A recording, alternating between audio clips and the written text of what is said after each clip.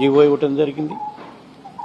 అదేవిధంగా 57,000 కోట్ల కాస్ట్ని, ఎస్టిమేట్ కాస్ట్ని అది కేవలం 27,000 కోట్లకు తగ్గించే కార్యక్రమం కూడా చేయడం జరుగుతుంది.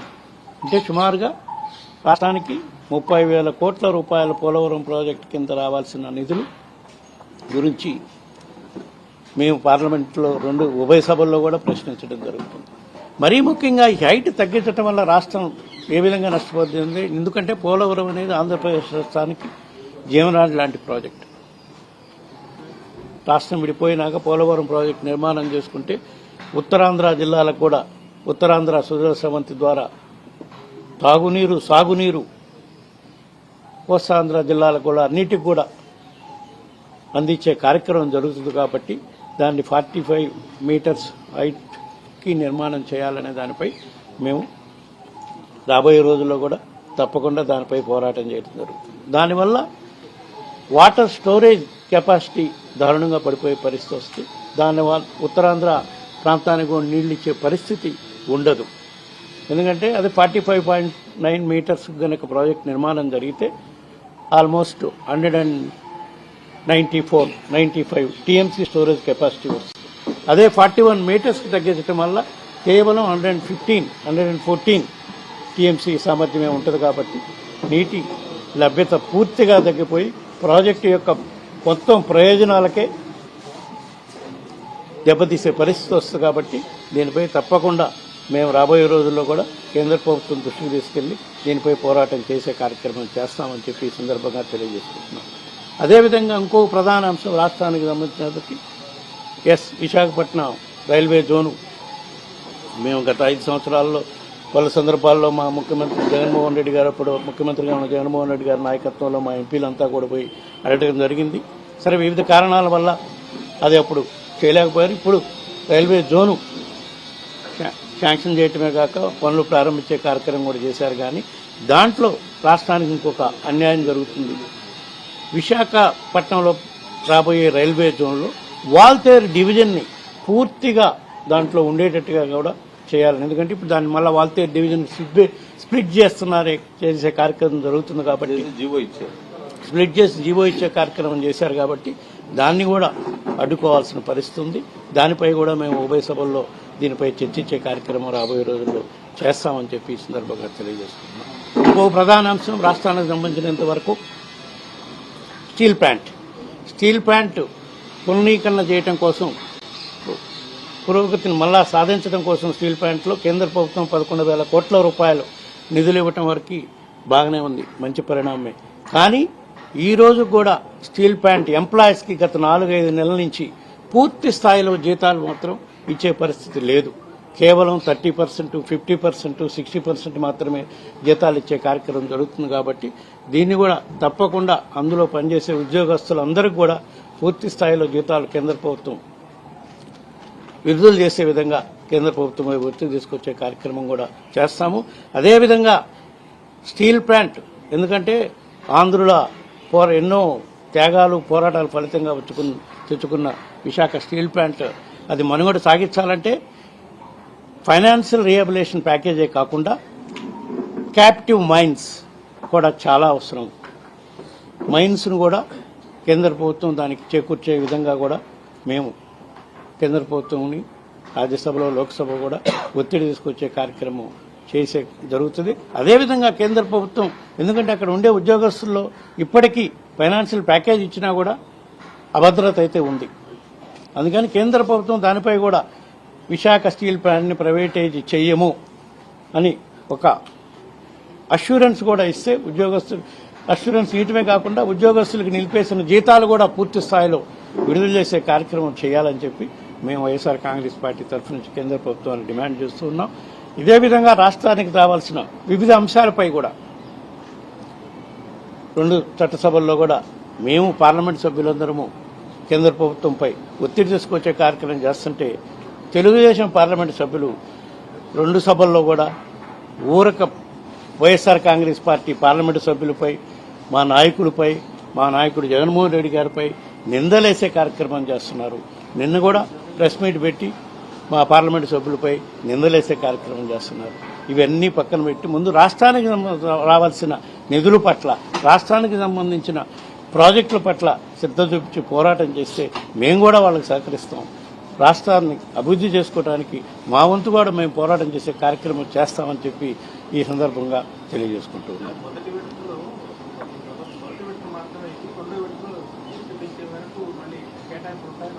శాంక్షనింగ్ అయితే ఇవ్వాలిగా, 45 మీటర్స్ శాంక్షనింగ్ అప్రూవల్ ఇవ్వాలి కదా. కేంద్ర ప్రభుత్వం జీవో ఇచ్చింది కదా. దానిపై వీటన్నిటిపై మేము స్పష్టత ఇచ్చేదానికే ఈరోజు ఈ ప్రెస్ మీట్ ఏర్పాటు చేయడం జరిగిందని చెప్పి తెలియజేసుకుంటూ, ఎయిర్ ఇండియా కూడా డబ్బులు ఇచ్చారు, అమ్మేస్తారు. ఇచ్చారు. సో వీటన్నిటిపై స్వస్థత వచ్చే విధంగా మేము జగన్మోహన్ రెడ్డి గారి నాయకత్వంలో రాష్ట్ర సమస్యలపై పోరాటం చేసి 2 సభల్లో కూడా పోరాటం చేసే కార్యక్రమం చేస్తాం. కేంద్ర ప్రభుత్వం మంత్రులు కూడా కలిసి ఈ సమస్యలను పూర్తి స్థాయిలో పరిష్కారం చేయాలని చెప్పి ఈ సందర్భంగా కోరుతాం. మాట్లాడేది అయిపోయినాక మా మిగతా సభ్యులు కూడా మాట్లాడతారు.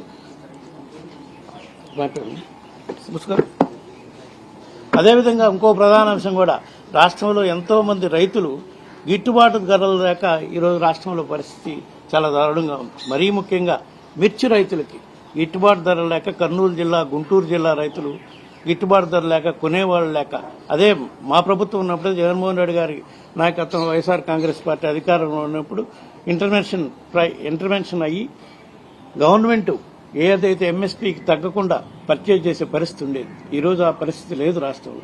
శనగ రైతులు ఇబ్బంది పడుతున్నారు, మిర్చి రైతులు అయితే చాలా దారుణమైన పరిస్థితిలో ఉన్నారు గుంటూరు జిల్లా, కర్నూలు జిల్లాలో. ఈ రైతుల సమస్యలపై కూడా తప్పకుండా కేంద్ర ప్రభుత్వంతో కూడా మాట్లాడి వాళ్ళు గిట్టుబాటు ధర వచ్చే విధంగా మా వంతు కృషి చేస్తామని చెప్పి ఈ సందర్భంగా తెలియజేస్తారు. అందరికి కూడా నమస్కారం. మా పార్టీ అధ్యక్షులు జగన్మోహన్ రెడ్డి గారు, అదేవిధంగా పార్లమెంటరీ పార్టీ ప్రెసిడెంట్ సుబ్బారెడ్డి అన్న గారు ఆదేశాల మేరకు మా పార్లమెంటరీ పార్టీ మీటింగ్లో రాష్ట్ర సమస్యలన్నిటి కూడా గట్టిగా నిలదీయాలని చెప్పి కూడా ఈ బడ్జెట్ సమావేశాల్లో డిసైడ్ చేయడం జరిగింది. అదేవిధంగా కూడా మేము మాట్లాడడం జరిగింది.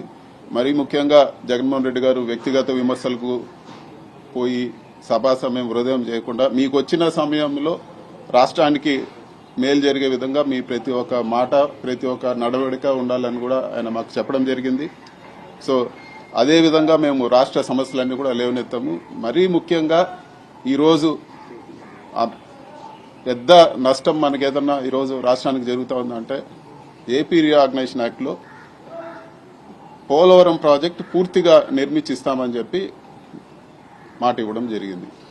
సో ఈరోజు ఎవరు అడక్కపోయినా కూడా 41.15 అంటే 194 టీఎంసీలు ఉండాల్సిన పోలవరం ప్రాజెక్టు కెపాసిటీని 115 టీఎంసీలకే కుదిస్తూ బడ్జెట్లో కూడా పెట్టడం జరిగింది. సో మేము దీనిపైన ఖచ్చితంగా మేము ఫైనాన్స్ మినిస్టర్ గారిని బడ్జెట్లో గట్టిగా అడగడం జరిగింది. అసలు మీరు ఎవరిని అడిగి ఈ నిర్ణయం తీసుకున్నారు అంటే, మీరు కెపాసిటీ తగ్గిలేదంటే మీరు స్టేట్కి ఇచ్చే డబ్బులు తగ్గించినట్ట అని. ఖచ్చితంగా వాళ్ళు మేము ఇవ్వబోయే డబ్బులు ఈ సంవత్సరం ఒక 5,000 చిల్లర, వచ్చే సంవత్సరం ఒక 5,000 చిల్లర కోట్లు, మొత్తం 30,000 కోట్లతో ముగిస్తామని చెప్తాను. దాదాపు 60,000 కోట్లు ఖర్చు అవుతుంది. అంటే ఈ 30,000 కోట్లు గ్రాంట్ ఏదైతే ఉందో, అప్పులు తీసుకునే పరిస్థితి కాదు, మనకు గ్రాంట్ రూపంలో ఏదైతే రావాల్సి ఉందో, రాష్ట్రానికి రావాల్సి ఉందో మన హక్కుగా విభజన చట్టంలో ఏదైతే ఉందో అది నష్టమే కదా అని చెప్పి కూడా మేము అడుగుతా ఉన్నాము. అదే మేము ఈరోజు పార్లమెంట్లో గట్టిగా అడుగుతాము. మీరు దీనిపైన జవాబు చెప్పాలి, ప్రజలకు క్లారిటీ ఇవ్వాలి. ఈరోజు కెపాసిటీ కానీ తగ్గితే ఈరోజు అసలు పోలవరం ప్రాజెక్టు పూర్తిగా దెబ్బతినిపోయే పరిస్థితి ఈరోజు ఉంటుంది. ఈరోజు బనకచెర్లకు కానీ లేకపోతే ఉత్తరాంధ్ర కానీ నీళ్లు ఇచ్చే పరిస్థితి ఉండదు. దాదాపు సగం ఆయకట్టు పైనే ఈరోజు నీళ్లు ఇచ్చే పరిస్థితులు ఉండవు. ఈరోజు బనకచెర్ల తీసుకొస్తానని చెప్పి చంద్రబాబు నాయుడు గారు చెప్తా ఉన్నారు. మరి పోలవరం పూర్తి కెపాసిటీ కట్టకపోతే, పూర్తి కెపాసిటీ నీళ్లు నిల్వ చేయకపోతే ఎలా మీరు తీసుకొస్తారని చెప్పి కూడా అడుగుతాను. కొంతమంది తెలుగుదేశం నాయకులు మాట్లాడారు, లేదు మేము ప్రస్తుతానికి ఇక్కడ వాటర్ నిల్వ చేసి తర్వాత నింపుతామని. తర్వాత నింపేదానికి డబ్బులు సెంట్రల్ గవర్నమెంట్ కమిట్మెంట్ ఇవ్వనప్పుడు మీరు ఏ విధంగా చేస్తారు? ఒకవేళ సెంట్రల్ గవర్నమెంట్ డబ్బులు ఇవ్వలేదంటే మీరే డబ్బులు పెట్టి చేస్తున్నారా? రావాల్సిన డబ్బులు ఈ రోజు నష్టపోతా ఉంటే మీరు ఊరుకునే ఉన్నారా అని చెప్పి కూడా మేము అడుగుతా ఉన్నాము. మేము ఇవే పార్లమెంట్ లో మాట్లాడాము, ఎక్కడ కూడా వ్యక్తిగత దూషణలకు తావులేదు. అదేవిధంగా ఈరోజు ఆంధ్ర రాష్ట్రం నుంచి చాలా మంది ఈరోజు ఫిలిప్పీన్స్ లోనో లేకపోతే మిగతా దేశాలకు పోయి ఈరోజు మెడికల్ కాలేజీలో చదవడానికి ఇక్కడ అడ్మిషన్లు దొరక్క వాళ్ళ ఆస్తులు అమ్ముకొని అప్పులు చేసి పేరెంట్స్ పైన భారం పడి ఈరోజు బయట దేశాలకు పోయి చదువుకునే పరిస్థితి ఉంది. చాలా మంది కూడా సెకండ్ టర్మ్ అని ఇలా సెకండ్ అటెంప్ట్ థర్డ్ అటెంప్ట్ అని చాలా వాళ్ళు మనోవేదనకు గురై చాలా మంది ఉన్నారు. అలాంటిది ఈరోజు సెంట్రల్ గవర్నమెంట్ 75,000 సీట్లు మెడికల్ సీట్లు పెంచుతా అనే తరుణంలో ఈరోజు మెడికల్ కాలేజీలు కన్స్ట్రక్షన్ ఆపేశారు, మొదలయ్యేదానికి రెడీగా ఉన్న కాలేజెస్ ఆపారు. వాటికి మేము సెంట్రల్ గవర్నమెంట్ నుంచి డబ్బులు ఇమ్మని అడుగుతున్నాం. ఈ రోజు రాష్ట్ర ప్రభుత్వం ఈ రోజు ఆపేసిన పరిస్థితి ఉంది. మీరు డబ్బులు ఇచ్చి ఆదుకోండి. స్టూడెంట్స్ అంతా బయట పోతున్నారు. మనం గుర్తు చేసుకుంటే యుక్రెయిన్ లో ఉన్న తెలుగు కోసం ప్రత్యేక విమానాలు పెట్టి తీసుకొచ్చాం. ఇక్కడ చదువుకోలేక అదే ఆ పరిస్థితులు ఇప్పుడు ఉండవు కదా అని చెప్పి కూడా మేము తెలియజేస్తున్నాం. అదేవిధంగా విశాఖపట్నం స్టీల్ ప్లాంట్ మేము 2,000 ఇచ్చాం 3,000 ఇచ్చాం అంటున్నారు. మనకు కావాల్సింది విశాఖపట్నం స్టీల్ ప్లాంట్ ప్రైవేటైజ్ అవ్వకూడదు. దానిపైన ఖచ్చితంగా మీరు మాట్లాడండి అని చెప్పి కూడా మేము ఈ రోజు సెంట్రల్ గవర్నమెంట్ నిలదీసి మేము అడగడం జరిగింది. మీరు మైన్స్ ఇవ్వాలని చెప్పి కూడా మేము డిమాండ్ చేస్తా ఉన్నాము. అదేవిధంగా ఈరోజు రాష్ట్రంలో ఇంపార్టెంట్ విషయాలన్నీ కూడా మేము మా విభజన చట్ట హామీలన్నీ కూడా మీరు నెరవేర్చాలని అడిగాం. స్టీల్ ప్లాంట్ గురించి కూడా మేము మాట్లాడడం జరిగింది. ఇవన్నీ కూడా మాట్లాడాం. ఇవన్నీ మేము మాట్లాడుతూ ఉంటే దాదాపు ఇప్పుడు 16 మంది తెలుగుదేశం ఎంపీలు ఉన్నారు. వాళ్ళు మమ్మల్ని వ్యక్తిగతంగా మేము ఇవి మాట్లాడిన దానికి మమ్మల్ని తిట్టి మా పైన వ్యక్తిగతంగా మాట్లాడటం తప్పితే ఏ ఒక్క సమస్య అన్నా వాళ్ళు గట్టిగా నిలదీశారని చెప్పి కూడా నేను అడుగుతున్నాను. మీరు మమ్మల్ని తిట్టాలంటే ప్రజల డబ్బులతో ఫ్లైట్లో వచ్చి ప్రజల డబ్బులతో ఈ రోజు జీతాలు మేము తీసుకొని ప్రజల డబ్బులతో మేము ఇక్కడ ఫ్రీగా ఇళ్లలో ఉండి ఇక్కడికి వచ్చి ఒకరినొకరు తిట్టుకుంటే వేస్ట్ కదా అని చెప్పి కూడా మేము మాట్లాడుతున్నాం. మీరు తిట్టాలంటే అదేదో వ్యక్తిగత విమర్శలన్నీ కూడా మీరు విజయవాడలోనో గుంటూరు నుంచో మీ పార్టీ ఆఫీస్ నుంచి తిట్టండి. ఇక్కడ ఢిల్లీకి వచ్చినప్పుడు రాష్ట్ర ప్రజల కోసం కలిసి పనిచేస్తాం. పార్లమెంట్ సాక్షిగా మేము చెప్పడం జరిగింది. పోలవరం గురించి మీరు మేము వెనకాల వచ్చేదాన్ని కూడా సిద్ధము. పోలవరం రాష్ట్రానికి సంబంధించిన రాజకీయాలు పక్కన పెట్టి మీతో వస్తామని చెప్పి కూడా పార్లమెంట్ లోనే నేనే మాట్లాడడం జరిగింది. మీతో వస్తాము, రాష్ట్రం నష్టపోకూడదు అని చెప్పి. మరి ఇంతగా ఉన్నప్పుడు అవన్నీ వదిలేసి వ్యక్తిగత విమర్శలు చేస్తే తప్పు కదా అని చెప్పి కూడా మేము అడుగుతున్నాం. 16 మంది ఎంపీలే కాదు ఈ రోజు ప్రభుత్వమే మీ వల్ల నిలుస్తుంది అని చెప్తా ఉన్నారు. మళ్ళీ ఆ రిజల్ట్ ఆంధ్రాకు ఎక్కడ కనపడతా ఉంది? ఆ రిజల్ట్ కనపడాలి కదా. పోలవరం ప్రాజెక్టులో డబ్బులే తెచ్చుకోలేకపోతే ఇంకా మీరు ప్రభుత్వంలో ఉండి ఏం ఉపయోగం అని చెప్పి కూడా ఈ రోజు మేము అడుగుతా ఉన్నాము. అదేవిధంగా తెలుగుదేశం ఎంపీలకు కూడా చెప్పేదేమంటే మీరు రాష్ట్ర ప్రయోజనాలకు మీరు మాట్లాడండి. ధైర్యంగా మీరు మీ గవర్నమెంట్ లో మీ కూటమిలో ఉన్నారు, మీరు మాట్లాడాలని చెప్పి కూడా కోరుతున్నాం. వ్యక్తిగతంగా మీరు మాట్లాడాలంటే అది మీ విజ్ఞతకే వదిలేస్తా ఉన్నాను. Thank you.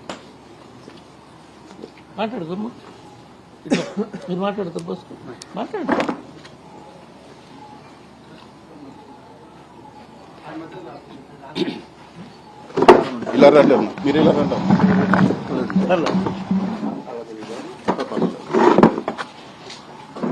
Good evening to all of my good journalist friends, both print and electronic media. ఈరోజు ప్రెస్ మీట్లో మా పెద్దలు సుబ్బారెడ్డి గారు మిథున్ రెడ్డి గారు మాట్లాడడానికి నాకు వాయిస్ తగ్గింది అని చెప్పి మరి పూర్తిగా ఏకీభవిస్తూ ఇప్పటికే ప్రజాప్రతినిధులన్నా లేదా రాజకీయాల్లో ఉన్న మీద కాస్త విలువలు తగ్గినాయి ప్రజల్లో. ఖచ్చితంగా మనందరం కూడా ఆమోదం తీరాలి. దాన్ని దక్షిణ భారతదేశం వచ్చేటప్పటికి ఇక్కడ కూడా అదే పరిస్థితిగా నేనైతే అబ్జర్వ్ చేస్తున్నాను. ఏం చేస్తుంటే రాష్ట్రం చిన్నదైనప్పుడు సహజంగానే సంఖ్య తక్కువగా ఉంటాం కాబట్టి పార్లమెంట్లో ఉమ్మడి ఆంధ్రప్రదేశ్ రాష్ట్రంకు ఉన్నటువంటి పరువు మర్యాదలు నాకైతే తగ్గినవనే భావిస్తూ ఉన్నాను నేనైతే.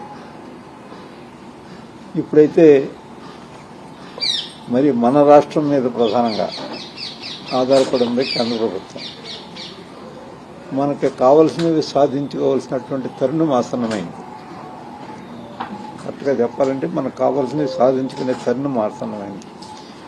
మనకి కావలసినవి సాధించుకునే తరుణంలో కూడా మనం వ్యక్తిగతంగా రాజకీయాల కొరకు ఉపయోగించే సమయాన్ని మరి రాష్ట్ర అభివృద్ధి గురించి వినియోగించినట్టయితే చాలా వ్యత్యాసం కనబడుతోంది. బీహార్ని ఏ విధంగా చూస్తున్నారు, ఆంధ్రప్రదేశ్ ఏ విధంగా చూస్తున్నారు, ఈ రెండు మనం చూసినప్పుడు ఖచ్చితంగా మనం అంటే పెద్దగా లెక్క ఉన్నట్టు ఏమీ వారికి కనిపించట్లేదు. ఇది మాత్రం వాస్తవం. దాంట్లో మనం ఏమీ అనుమానించవలసినటువంటి అవసరం లేదు. మరి పార్లమెంట్లోనే రాజ్యసభలో కానివ్వండి, లోక్సభలో కానివ్వండి, రాష్ట్ర సమస్యలు చెప్పడానికి ప్రయత్నం చేస్తున్నప్పుడు మరి దాన్ని తెలుగుదేశం పార్టీ సభ్యులు వ్యతిరేకిస్తుంటే ఎవరికి నష్టం జరుగుతుంది? నష్టం ఎవరికి జరుగుతుంది? రాష్ట్రానికి నష్టం జరుగుతుంది. అందుకని మనం ఇక్కడికి వస్తాం. అదొక్కసారి సూటిగా మేము ప్రశ్నిస్తూ ఉన్నాం. చెప్తూ ఉన్నారు నిన్న పార్లమెంట్లో, లోక్సభలో చెప్పారు మిథున్ రెడ్డి గారు, రాష్ట్ర సమస్యల మీద కానీ రాష్ట్ర అభివృద్ధి గురించి కానీ మనం మీతో పాటు మేము కూడా మీ వెనకాల వస్తాము అని. మరి దాన్ని సద్వినియోగం చేసుకోవాల్సినటువంటి పరిస్థితుల్లో సద్వినియోగం చేసుకోకుండా కేవలం పొలిటికలైజ్ చేయడానికి ప్రయత్నం చేసే వేదికగా తయారు చేసుకోవడం అనేది చాలా దురదృష్టకరమైనటువంటి పరిణామం. అంటే అపోజిషన్ ఉంటుంది ఉన్నంతలో ప్రతి చోట దాన్నే మనం తీసుకోకూడదు. మాట్లాడుతున్నప్పుడు అడ్డుకునే విషయానికి మాత్రం చాలా తప్పది. రూజ్వెల్ట్ అమెరికా పూర్వపు అధ్యక్షుడు ఒక మాట చెప్పాడు, ప్రజాస్వామ్యం అంటే నా శత్రువులు మాట్లాడకుండా నిరోధించగల బలం నాకున్నప్పటికీ వారు మాట్లాడే ప్రతి మాట వ్యక్తిగతంగా నా ప్రతిష్టకు భంగం కలిగించేవైనప్పటికీ వారు మాట్లాడకుండా నిరోధించలేను. అదే ప్రజాస్వామ్యం అంటే అన్నాడు ఆయన. అది ప్రజాస్వామ్యంలో ఉన్న ప్రతి ఒక్కరూ కూడా ముందు ప్రధానంగా నాయకులు అంటే నాయకుడి పరిపాలన ఉన్నవాళ్ళు అర్థం చేసుకోవాలి. దాన్ని అంత నిగూఢమైనటువంటి ఒక శక్తి ఆ మాటలో దాగి ఉన్నప్పుడు మరి అపోజిషన్ పార్టీ కలిసి వస్తుంది అని వేదికగా సాక్షిగా పార్లమెంటరీ వేదికగా చెప్పినప్పుడు దాన్ని సద్వినియోగం చేసుకోవడానికి బదులు దుర్వినియోగం చేసుకోవడానికి చేసే ప్రయత్నానికి మరి చాలా తీవ్రంగా మనం బాధపడుతూ ఉన్నాం. దయచేసి తెలుగుదేశం పార్టీ వారు ప్రధానంగా వ్యక్తిగత దోషణలు చేసుకున్నాం, వ్యక్తిగత ఆరోపణలు చేసుకున్నాం, ఒకళ్ళ మీద బురద వేసుకున్నాం చేసే ప్రయత్నానికి మాత్రం స్వస్తి చెప్పకపోతే మరింత లోకువయ్యే ప్రమాదం ఉంది అనేది ప్రధానంగా మేము హెచ్చరిస్తూ ఉన్నాం. ఏమి సాధించాం మనం? ఇప్పుడే చెప్పారు, పోలవరం ప్రాజెక్ట్ కానీ లేదా రైల్వే జోన్లో కానీ అనుకున్న రీతిలో కాకుండా మరి తగ్గించే కార్యక్రమాలు చేస్తున్నప్పుడు ఐక్యంగా పోరాడితే దాన్ని వారికి రాజకీయాలు కాదు ప్రధానం కావాల్సింది, వారి రాష్ట్ర అభివృద్ధి గురించి వారు చూస్తున్నారనే మాట కేంద్ర నాయకులకి వారి దృష్టిలో పడేలాగా మనం ప్రవర్తించవలసినటువంటి అవసరం ఉంది అని నేను చెప్తూ ప్రతి విషయం ఇప్పటికీ కూడా మరీ ఈ వేదిక నుంచి కూడా చెప్తున్నాం. వారితో పాటు వారి వెనకాల వెళ్ళడానికి మాకు ఏ విధమైనటువంటి అభ్యంతరం లేదు. రాష్ట్ర ప్రగతి విషయంలో చెప్తాం. ఒకసారి మాట్లాడేటప్పుడు మొన్న నేను రాజ్యసభలో మాట్లాడుతూ మరి ఆంధ్రప్రదేశ్లో వ్యవసాయం కొంచెం సంక్షోభంలో పడింది, దానికి ప్రకృతి ఒక కారణమైతే, రెండవది ప్రభుత్వం కూడా ఇదివరకులాగా రాయితీ ఇవ్వట్లేదు అని చేత రైతుకి చాలా ఇబ్బందికర పరిస్థితులు ఉన్నాయి, రైతు ఎదుర్కొంటూ ఉన్నాడని చెప్పి దాన్ని ఎదుర్కొంటూ ఉన్నారు. దాంట్లో ఏం పెద్ద తప్పు మాట్లాడేసి నేను ఎవరిని నిందించానా లేకపోతే అవమానకర రీతితో మాట్లాడానా? ఆంధ్రప్రదేశ్ సహజంగానే సైక్లోన్ ఫోన్ ఏరియా అని చెప్పి మనకి ప్రకృతి మనకి ఎప్పుడు వ్యతిరేకంగానే ఉంటుంది. అక్కడ ప్రకృతి వ్యతిరేకంగా ఉన్నప్పుడు మరి ఏదో అటు రాయలసీమలో కానీ సర్కారు జిల్లాలో కానీ లేకపోతే ఉత్తరాంధ్రలో కానీ ప్రతి సంవత్సరం కూడా ఎక్కడో చోట మనం నష్టపోతూ ఉన్నాం. ఆ నష్టాన్ని భర్తీ చేయాలనే మాట మాట్లాడుతుంటే అది కూడా భూత్రా కనపడుతుంటే అందుగా మనం ఇక్కడికి వచ్చింది. దాంట్లో ఏం తప్పు మాట్లాడిస్తామని రైతులు తగ్గించలేదా? 11 స్కీములు పెట్టి రైతులందరినీ ఆదుకున్నటువంటి ప్రభుత్వం జగన్మోహన్ రెడ్డి గారి ప్రభుత్వం. చిన్న రైతుని అందరినీ కూడా కౌలుదారుని కూడా ఆదుకున్న ప్రభుత్వం. మరి వేళ ఏ స్కీము లేదు. ఏ స్కీములు లేనప్పుడు చెప్తాము ఆ స్కీములు ఏమి రావట్లేదు, కనీసం మీరైనా ఆదుకోండి అనే ప్రయత్నం కేంద్ర ప్రభుత్వాన్ని మేము అడుగుతుంటే నష్టపోయింది మీరు కాదు, రైతులు నష్టపోతున్నారు, ఎందుకు మమ్మల్ని అడ్డుకుంటున్నారని ప్రయత్నం చేసినప్పటికీ కూడా వారు మరి నిరోధిస్తూ ఉన్నారు, మా మాటలతో విభేదిస్తూ ఉన్నారు. అటువంటి నిరోధాలు విభేదాలు లేకుండా ఇక్కడి నుంచి అయినా మనం కలిసి పోరాడదాం అనే మాట చేయకపోతే మాత్రం ప్రజలు చూస్తూ మాత్రం ఊరుకోవాలని మాత్రం గ్రహించవలసింది ఎవరైనా సరే. అంటే ప్రజలు విజ్ఞానం పెరిగింది, ప్రశ్నించే తీరు అలవాటైంది. అటువంటిప్పుడు కూడా మనం ఇంకా పూర్వం రోజుల్లాగా మాత్రం మనం యథేచ్ఛగా ఉండడానికి కావాల్సిన స్వేచ్ఛను కోరుకుంటే మాత్రం ప్రజలు అంగీకరించే పరిస్థితిలో లేరు అనే విషయాన్ని మనం దయచేసి గమనించవలసిందని కోరుతూ ఉన్నాను. Thank you.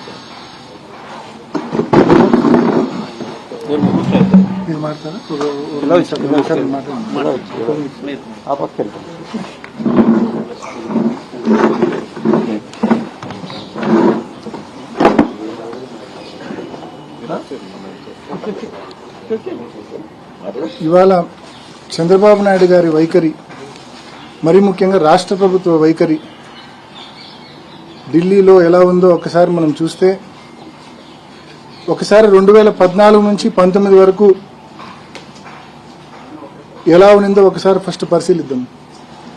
2014 నుంచి 19 వరకు చంద్రబాబు నాయుడు గారు ముఖ్యమంత్రిగా ఉన్నప్పుడు మన రాష్ట్రానికి ఎంతో విలువైన ప్రత్యేక హోదాను కాంప్రమైజ్ అయ్యి, ప్రత్యేక హోదా అనేది మన అష్యూరెన్స్, మన రాష్ట్రానికి ఆ అష్యూరెన్స్ను, ఆ హామీని కాంప్రమైజ్ అయ్యి ఎటువంటి విలువ లేని ప్రత్యేక ప్యాకేజీకి చంద్రబాబు నాయుడు గారు ఒప్పుకున్నారు.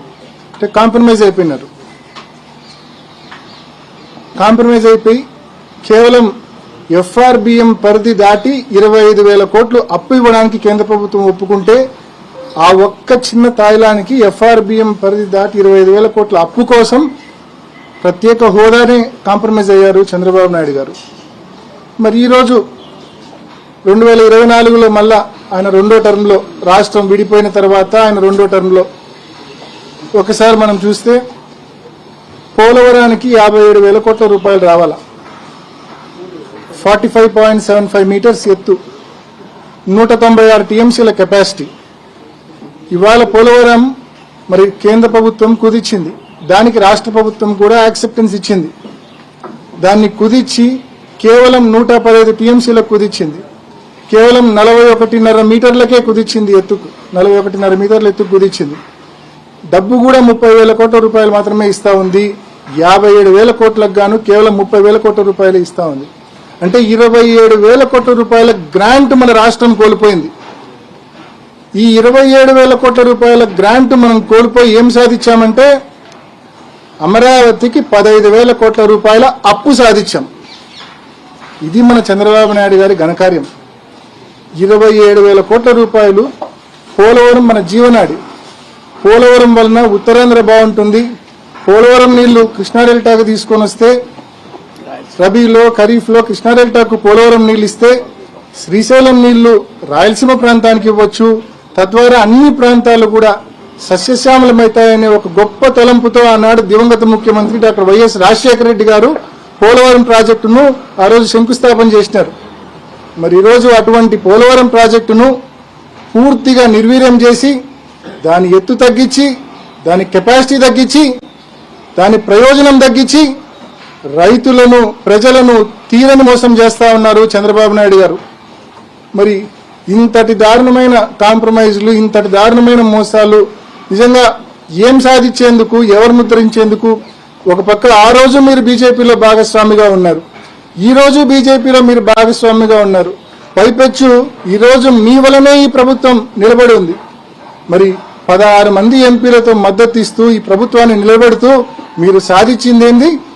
మీరు కోల్పోయింది 27,000 కోట్ల గ్రాంటు, సాధించింది కేవలం 15,000 కోట్ల రూపాయల అప్పు అని మాత్రమే గుర్తుపెట్టుకోవాలి చంద్రబాబు నాయుడు గారు.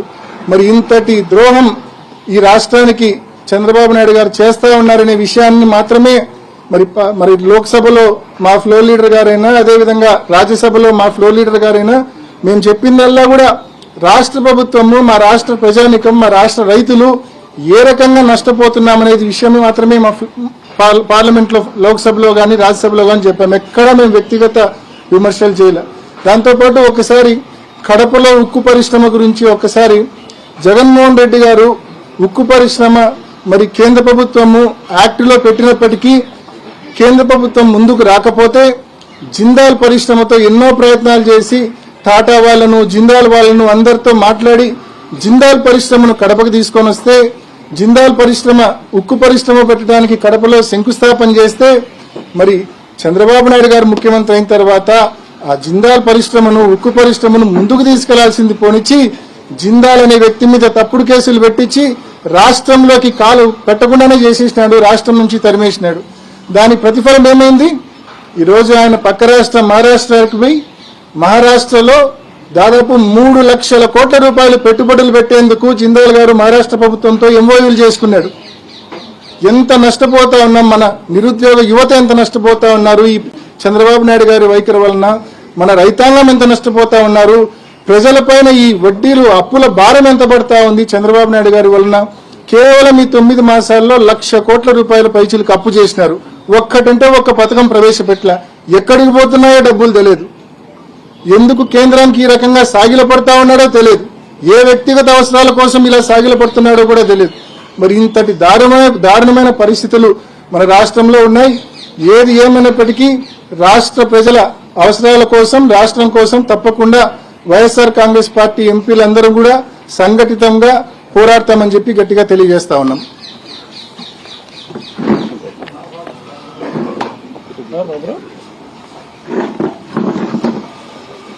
అందరికీ నమస్కారం.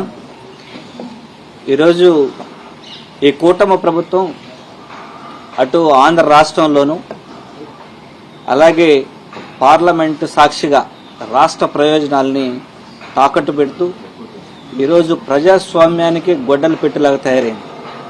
మొన్నటికి మొన్న ఎలక్షన్లో ఓటు వినియోగించుకోవడానికి వెళ్తున్నటువంటి వైఎస్ఆర్ కాంగ్రెస్ పార్టీకి సంబంధించినటువంటి లీడర్లందరి మీద దాడి చేయడం దగ్గర నుంచి తిరుపతిలో సాక్షాత్తు పోలింగ్ స్టేషన్కి 200 మీటర్ల దూరంలోనే పోలీసుల సాక్షిగా, మీడియా సాక్షిగా దాడి చేసి అనైతికంగా అది గెలుచుకోవడం జరిగింది. కిడ్నాప్ చేసి డిప్యూటీ మేయర్ ఎలక్షన్ ఒకే ఒక టీడీపీ కార్పొరేటర్ ఉన్నటువంటి తిరుపతి మున్సిపల్ కార్పొరేషన్లో డిప్యూటీ మేయర్ స్థానాన్ని కైవసం చేసుకోవడం, దాని వెనక ఎన్ని బెదిరింపులు, కిడ్నాపులు, అలాగే ఆస్తులు ధ్వంసం చేయడం, అప్రజాస్వామ్యంగా కిడ్నాప్ చేయడం, కార్పొరేటర్లని ఎన్ని అత్యంత దారుణాతి దారుణంగా ప్రజాస్వామ్యాన్ని నిట్ట నిలువున నడి రోడ్డు మీద కూని చేయడం జరిగింది ఈ కూటమి ప్రభుత్వం, తెలుగుదేశం ప్రభుత్వం. అలాగే ఈరోజు పార్లమెంట్ సాక్షిగా రాష్ట్ర ప్రయోజనాల కోసం వైఎస్ఆర్ కాంగ్రెస్ పార్టీ ఎంపీలు మా నాయకుడు వైఎస్ జగన్మోహన్ రెడ్డి గారి యొక్క సారథ్యంలో, అలాగే మా parliament party leader YV Subbareddy గారి యొక్క ఆధ్వర్యంలో మా ఫ్లోర్ లీడర్ కానీ మేము కానీ అందరం కానీ రాష్ట్ర ప్రయోజనాల కోసం మాత్రమే మాట్లాడుతుంటే తెలుగుదేశం పార్టీకి సంబంధించినటువంటి ఎంపీలు ఎంతసేపైనా వ్యక్తిగత దూషణలకు దిగి లోక్సభ సాక్షిగా ఏ రాష్ట్రానికి సంబంధించినటువంటి ఎంపీలు కూడా ప్రవర్తించని విధంగా అందరూ కూడా వాళ్ళ రాష్ట్రానికి సంబంధించిన నిధుల గురించి మాట్లాడుకుంటే వీళ్ళు మాత్రం ఎంతసేపైనా ప్రతిపక్ష పార్టీల ఎంపీలను టార్గెట్ చేయడం, అలాగే జగన్మోహన్ రెడ్డి గారిని టార్గెట్ చేయడం, అలాగే మిథున్ రెడ్డి గారిని టార్గెట్ చేయడం. అంటే మనం చూస్తే ఎలా ఉందంటే మహాభారతంలో భీష్మ పితామహుని ఎదుర్కోవడానికి ఒక సెకండ్ని ఏ విధంగా అయితే ఉపయోగించుకుని, అంటే పలాని క్యాస్ట్ వాళ్ళు వీళ్ళని రెడ్లు అంటే రెడ్లని, లైక్ మన నంద్యాల ఎంపీ గారు శబరి గారు ఉన్నారు రెడ్డి, ఆ రెడ్డితో మిథున్ రెడ్డి గారిని టార్గెట్ చేయండి, జగన్మోహన్ రెడ్డి గారిని టార్గెట్ చేయండి, అలాగే ఎస్సీలు ఊరుండరు వాళ్ళతో టార్గెట్ చేయండి. ఇలాంటి పోకడ్లు కరెక్ట్ కాదు. ఏదైనా ఫేస్ చేయాలంటే ఆడ మన రాష్ట్రంలో కొట్టుకోవాలి కానీ పార్లమెంట్ సాక్షిగా కొట్టుకొని రాష్ట్ర పరువుని బజారుని కీడొద్దు. అందరం కూడా కలిసి పనిచేసే రాష్ట్ర అభివృద్ధిలో భాగస్వామ్యం కావాలి. అలాగే 2024 ఎలక్షన్కు ముందు ఏదైతే ల్యాండ్ టైటిలింగ్ యాక్ట్ ఉందో దాని మీద విపరీతమైనటువంటి దుష్ప్రచారం చేసి జగన్మోహన్ రెడ్డి గారు ఈ ప్రజల యొక్క భూములందరినీ అన్నిటిని కూడా లిటిగేషన్ చేయబోతున్నారు, బ్యాంకులకు తాకట్టు పెట్టేస్తున్నారు, లేనిపోని అభూతలను కల్పన చేసి ప్రజలందరినీ భయభ్రాంతులకు గురి చేయడం జరిగింది. అదే ఈ రోజు పార్లమెంట్ సాక్షిగా కేంద్ర మంత్రివర్యులు చెప్పింది ఏంటంటే, దేశమంతా మేము చేస్తున్నాం, మా ఆధ్వర్యంలోనే జరిగింది అని పార్లమెంట్ సాక్షిగా ఆయన సమాధానం ఇవ్వడం జరిగింది. ఇదే ప్రభుత్వం మళ్ళీ ఇప్పుడు దాన్ని ఇంప్లిమెంట్ చేస్తుంది.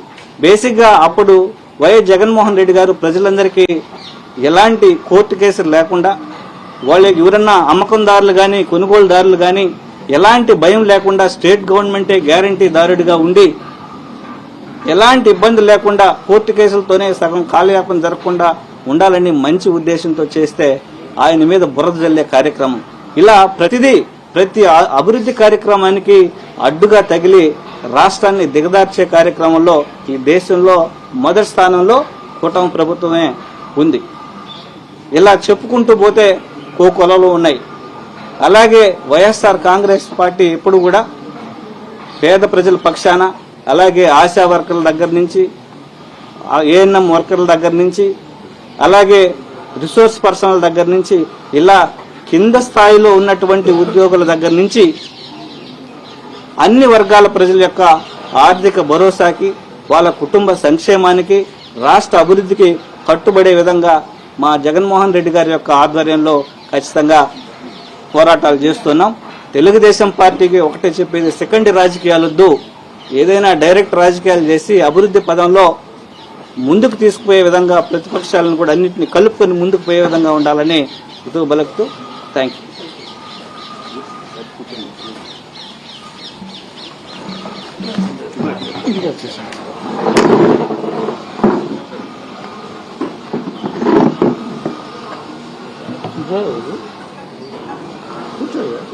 అందరికీ నమస్కారం అండి.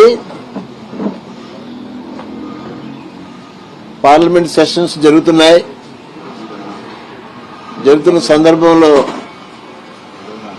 మా వైఎస్ఆర్ పార్టీ తరఫున మా నాయకులు, గౌరవ ఎంపీలు అందరం కూడా ఒక చిన్న ప్రెస్ మీట్ పెట్టాలనుకున్నాం. నేను 2 విషయాలు ప్రెస్ దృష్టి తీసుకోవాల్సి నేను అనుకుంటున్నాను. మొట్టమొదటి నుంచి చంద్రబాబు గారు పేదరికం పోవాలంటే సంపద సృష్టించాలంటారు. పేదరికం పోవాలంటే సంపద ఆయన సృష్టించేయడం లేదో తెలియదు, కానీ అప్పుడే ఈ 7 నెలల్లోనే 1,00,000 కోట్ల రూపాయలు అప్పు చేసేసాడు. దావోస్ వెళ్ళి కనీసం నేను 1,00,000 కోట్లు తీసుకొస్తాననేటువంటి గౌరవ ముఖ్యమంత్రి చంద్రబాబు గారు ఉత్తి చేతులతో వచ్చాడు.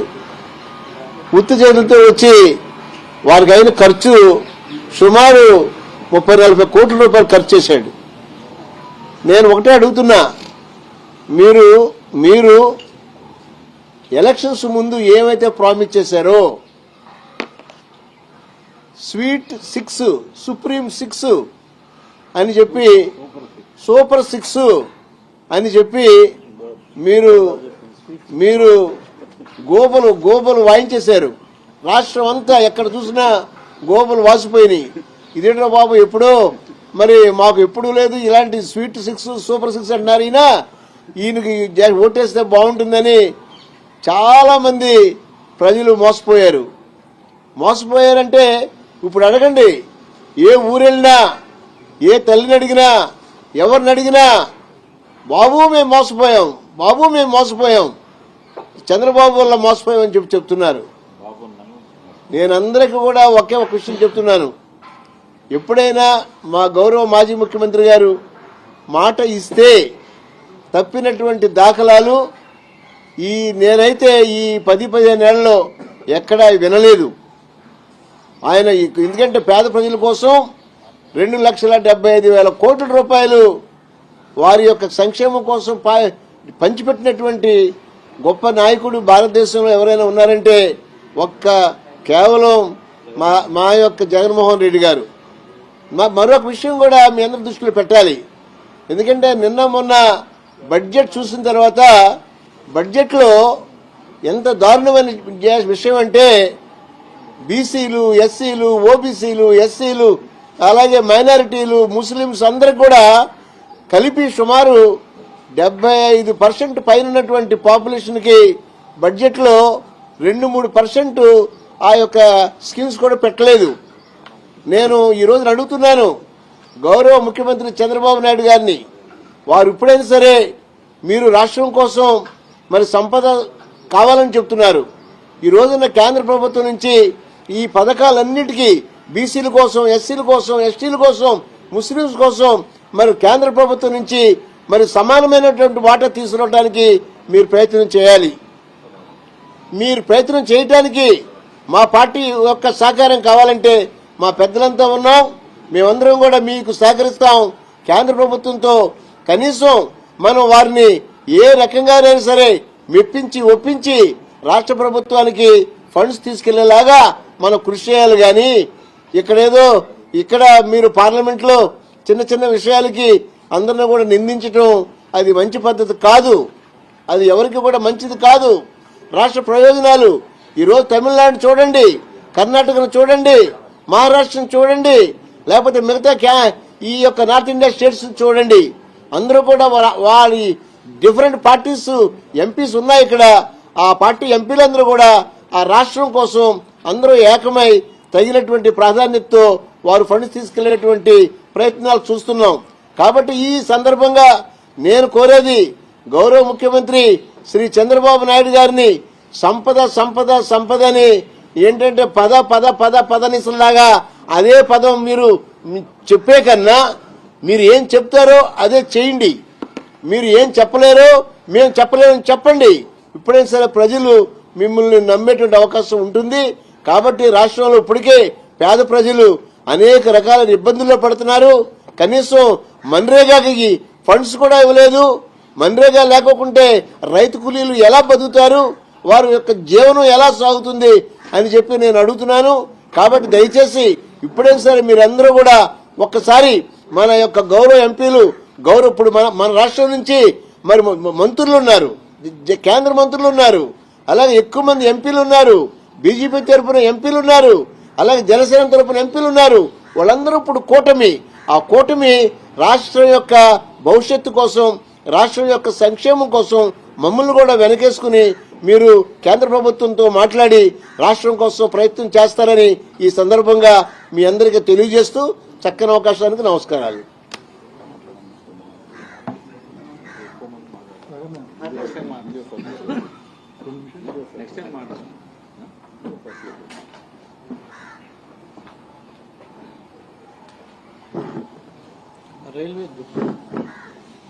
అందరికీ నమస్కారం అండి.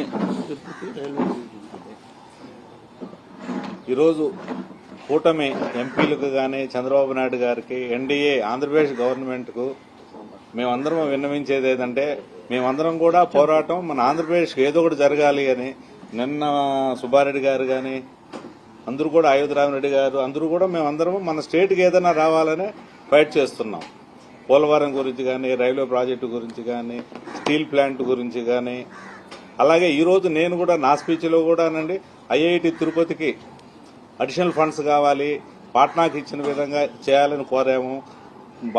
తిరుపతి బాలాజీ డివిజన్ కొత్తగా చేయాలని కోరాము. రైల్వే ప్రాజెక్టుకు కొత్త జోన్లో మనకు ఏమేమి ఫెసిలిటీస్ పెరగాలి, పాత వాల్తేరు అలానే ఉండాలని కూడా రిక్వెస్ట్ చేయడం జరిగిందండి. పోలవరం గురించి కూడా ఫైట్ చేస్తున్నాము. మా పక్కన తెలుగుదేశం ఎంపీలతో కూడా ఈ రోజు మళ్ళా మేమే డిస్కస్ చేశాం. వాలంటీర్గా వెళ్ళి మనం ఈ పార్లమెంటులో ఢిల్లీలో గొడవ పడేది వద్దు, మన పరువును, ఆంధ్రప్రదేశ్ పరువును మనం ఢిల్లీలో తీయొద్దు. ఏదున్న అవకాశం ఉంటే మన ఆంధ్రప్రదేశ్కు కొత్తగా సాధ్యమైనంత ఎక్కువగా ఫండ్స్ వచ్చే విధంగా ప్రయత్నం చేద్దామని రిక్వెస్ట్ చేయడం జరుగుతూ ఉంది. వాళ్ళు కూడా సహకరించాలని కోరుకుంటున్నా. ఇప్పుడు మీ ఎదురుగా మీ ద్వారా నేను చంద్రబాబు నాయుడు గారికి కానీ, ఎన్డీఏ ప్రభుత్వానికి, ఆంధ్రప్రదేశ్ ప్రభుత్వానికి జరిగే రిక్వెస్ట్ ఏంటంటే ఇంకా ముందు రోజుల్లో అయినా కూడా ఢిల్లీ వరకు అయినా అందరం సహకరించుకొని మన ఆంధ్రప్రదేశ్కి రావాల్సిన సాధ్యమంత ఎక్కువ బడ్జెట్ వచ్చే విధంగా ప్రయత్నం చేద్దాం. కాబట్టి దయవుంచి మీరు ముందు ఆ విధంగా వెళ్లాలని కోరుకుంటున్నా. వ్యక్తిగతంగా మిథున్ రెడ్డి గారిను, జగన్ రెడ్డి గారిను ద్వేషించడం చేయొద్దండి. మన ఆంధ్రప్రదేశ్ కోసం, సంక్షేమం కోసం ప్రయత్నం చేద్దాం. థ్యాంక్ యూ అండి. అన్ని కవర్ అవుతున్నాయా? ఈరోజు లోక్సభలో జరిగిన ఇష్యూ ఎట్లా చూస్తారు సార్? సీఎం రమేష్ గారు 30,000 కోట్ల రూపాయల మద్యం కుంభకోణం కేవలం ఆరోపణలు చేయటానికి ఈ సభలు ఉన్నాయా ఇక్కడ? అదే వాళ్ళ మీద మీకు చెప్పేది కేవలము డైవర్షన్ పాలిటిక్స్. ఢిల్లీకి వచ్చి ఇలాంటి ఆంధ్రాలో చేసుకునే ఆరోపణలు ఇక్కడ సమయం వృధా చేయొద్దని చెప్తున్నాము. ఇలాంటి ఆరోపణలన్నీ మానుకుంటే రాష్ట్రానికి వాళ్ళకి నిజంగా పలుకుబడి ఉంటే పోలవరం గురించి మాట్లాడండి, మేము కూడా సహకరిస్తాము. పోలవరాన్ని కాపాడుకునే పరిస్థితి చూద్దామని చెప్పి కూడా నేను తెలియజేస్తాను. మీరు బడ్జెట్ చదవండి, మేము ఇచ్చేది ఇంతే డబ్బులు 30,000కే కుదిచ్చామంటున్నారు. దాని అర్థమే అది. సగం డబ్బు ఇస్తారు మీకు 60,000 కోట్లు రావాలి, మేము 30,000 ఇస్తామన్నారు. మిగతా 30,000 ఏమైంది? బడ్జెట్ లో ఎందుకు రాస్తారు? ఎక్కడ చెప్పారు? మేము ఇంతకే ఇస్తామని చెప్పి క్లియర్ గా రాస్తారు. ఇంగ్లీష్ లో చదివితే క్లియర్ గా మేము ఇంతకన్నా మేము ఇవ్వమని రాస్తారు. అది పూర్తి నష్టం రాష్ట్రానికి. లేదండి, ఒకసారి దాని గురించి అసలు నోరు తెరవడం లేదు ఎక్కడ కూడా. ఈ రోజు తెలుగుదేశం ఎంపీలు కానీ బీజేపీ రాష్ట్రానికి సంబంధించిన నోరు తెరవడం లేదు. పూర్తి నష్టం అది. బడ్జెట్ చదవండి, మీరు కూడా చదవండి. ఫస్ట్ ఫేజ్ అంటున్నారు. ఫస్ట్ ఫేజ్ ఎక్కడ రాయలేదు. మేము పూర్తిగా ఇచ్చే డబ్బులు ఇంతే, 30,000 చిల్లర ఇంతే ఇస్తున్నాం. ఈ సంవత్సరం 5,000 చిల్లర, వచ్చే సంవత్సరం 5,000 చిల్లర అయిపోయింది, మీరు వెళ్ళండి అని చెప్పి క్లియర్ గా రాస్తారు. సార్, గత 5 ఏళ్ల మీ పరిపాలనలో కేంద్రం నుంచి వచ్చిన ఫండ్స్ అన్నింటినీ కూడా 100% యూజ్ చేశారు. వివిధ పథకాల ద్వారా ఎక్కడ డెఫినెట్ గా అన్ని విధాలుగా చేసాం. ఇంకా నీకు ప్రత్యేకంగా ఏదైనా కావాలంటే పర్ఫెక్ట్ గా అన్ని పథకాలు అమలు చేయగలిగాం.